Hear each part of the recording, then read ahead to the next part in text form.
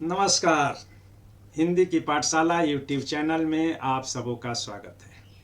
आज का पाठ है संत शिरोमणि भक्त कवि गोस्वामी तुलसीदास। सिर्फ तुलसीदास कहने से भी काम चल जाता, मगर मैं इतना लंबा नाम दिया तो इस नाम के पीछे के रहस्य को हम लोग आगे जानेंगे। और आज का यह पाठ थोड़ा लंबा होगा, और लंबा होने का कारण यह है कि यह पाठ स्नातक सेमेस्टर 1, 2, 3 के मेजर, माइनर और एमडीसी को ध्यान में रखते हुए स्नातकोत्तर कक्षाओं में तुलसीदास को भी पढ़ाया जाता है, सगुण भक्ति काव्य में और तुलसीदास स्पेशल पत्र के रूप में भी।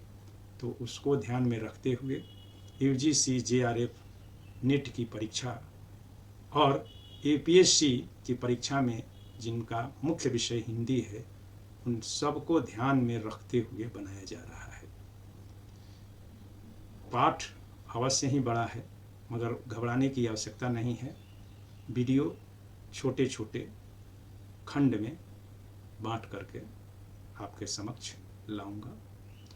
तो गोस्वामी तुलसीदास को हिंदी साहित्य में अवतारी पुरुष के रूप में जाना जाता है, और अवतार के बारे में आप जानते ही हैं। और वैसे कोरोना काल में हम लोग महाभारत और रामायण देखते समय ये हर एपिसोड में सुने हैं, यदा यदा ही धर्मस्य ग्लानिर्भवति भारत अभ्युत्थानम अधर्मस्य तदात्मानं सृजाम्यहम् परित्राणाय साधूनां विनाशाय च दुष्कृतां धर्म संस्थापनार्थाय संभवामि युगे युगे। और रामचरितमानस में भी हमें मिला है बालकांड में कि जब जब होई धर्म कई हानि बाढ़हि अधम असुर अभिमानी तब तब धरि प्रभु विविध शरीरा हरहि दयानिधि सज्जन पीरा। अपने यहाँ 10 अवतारों की अवधारणा है, जिसमें 3 अवतार बहुत ही महत्वपूर्ण है। राम अवतार, कृष्ण अवतार और महात्मा बुद्ध का अवतार। राम आए त्रेता युग में और उन्होंने इस धरती को दुष्ट जनों के आतंक से मुक्त करा करके सज्जन शक्तियों को संरक्षण दिया।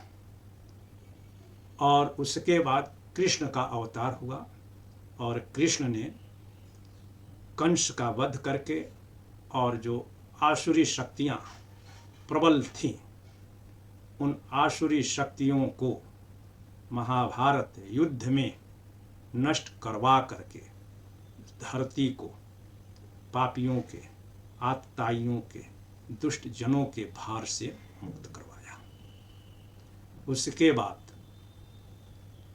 कलियुग का आगमन होता है। कलियुग का आगमन मान्यतानुसार 18 फरवरी 3102 ईस्वी को हुआ, यानी कि आज से 5126 वर्ष पहले हुआ। और उसमें 2-2,500 वर्ष तक तो सज्जन शक्तियों का प्रभाव रहा, मगर 6ठी शताब्दी ईस्वी पूर्व के आते आते सज्जन शक्तियां दब गई या दबा दी गई। भाषा भी दबा दी गई या दब गई। ब्राह्मणवादी, जाति आधारित ब्राह्मणवादी व्यवस्था यज्ञ और कर्मकांड का बोलबाला हो गया।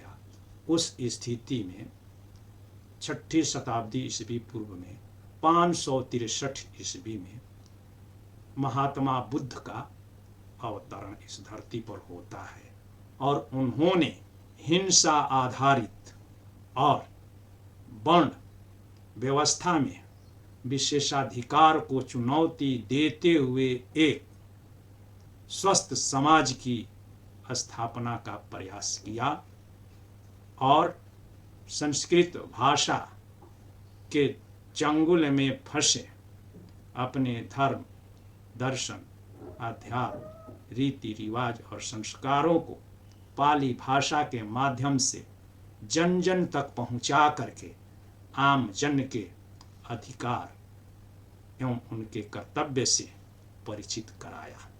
किंतु उन्हीं की शिष्य परंपरा में जो आगे चल करके विभिन्न संप्रदायों में बट गए, महायान, वज्रयान, तंत्रयान, कपालिक, अवघड़, सिद्ध, नाथ, जैन आदि रूपों में बट गए और स्थिति ये हो गई कि समाज संघर्ष का प्रतीक न रह करके पलायन का प्रतीक बन गया था। चारों तरफ अफरा तफरी थी। हर स्तर पर सामाजिक, राजनैतिक, धार्मिक, सांस्कृतिक, शैक्षिक, साहित्यिक, भाषाई, एक तरह से सर्वत्र ऊहापोह की स्थिति थी।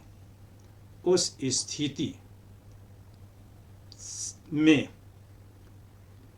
तुलसीदास जी ही कहते हैं कि वेद धर्म दूरी गए, भूमि चोर भूपु भय, यानी कि जो आदर्श धर्म का जो आदर्श रूप था वह उस आदर्श रूप से समाज कट गया था। और उस काल के जो समाज के धार्मिक परिस्थितियों के निर्माण, सृजन और संहार के जो पुरोधा पुरुष थे वे कैसे थे, इसका वर्णन वर्नियर ने अपने यात्रा वृत्तांत में किया है कि उन नंग धड़ंग अवघड़ सन्यासी संतों को, तंत्रयानियों, वज्रयानी और महायानी शाखा के सिद्ध संतों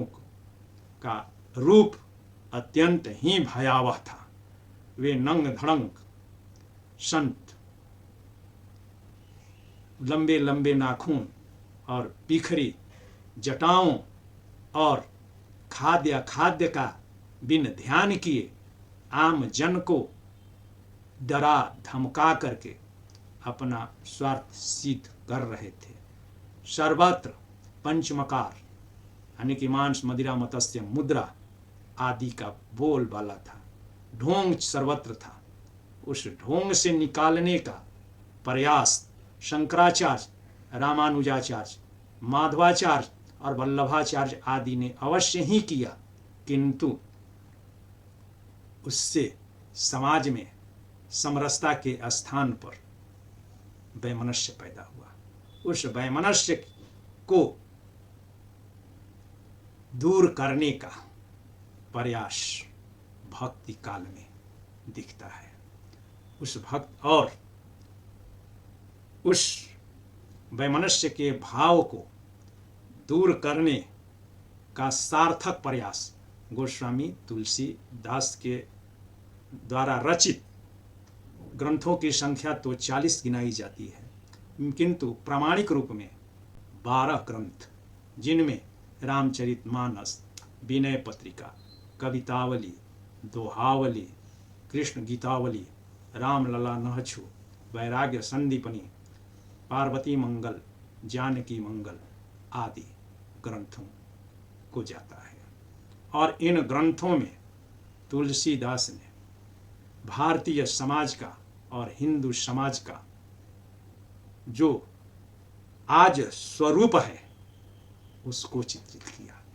कहने की आवश्यकता नहीं कि आज का जो हिंदू धर्म है वह पूरी तरह से भक्ति काल के कवियों के द्वारा स्थापित किए गए मानदंडों के अनुरूप है। अब तुलसीदास पर विचार करने के पूर्व मुझे लगता है कि थोड़ा भक्ति हिंदी साहित्य के इतिहास में भक्ति काल के स्थान को भी देख लेना चाहिए।